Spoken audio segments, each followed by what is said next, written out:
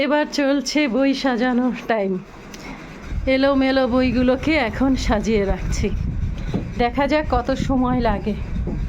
ওখানে আমি তো রোজা রেখে সারাদিন পরই যে চলছে, এদিকে ইফতারি পড়ে আছে, কিছুই খাওয়া হয় নাই, এদিকে পাস্তাটাও রান্না হয়ে আছে, ওদিকে আছে ভাত, ওদিকে দুধ জল দিয়ে রাখতেছি, এখনও এটা গুছানোর টাইম হয় নাই।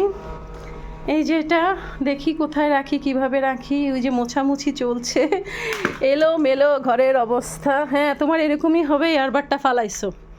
এই যে সেই বই খাতা, 5,000 টাকা না 5,000 হয়েছে তো কি হয়েছে, যে যত্ন করে রাখতে হবে না? এই যে এগুলোকে এখন শেষ পর্যন্ত দেখা যাক কী রূপ ধারণ করে, কিভাবে রাখতে পারি।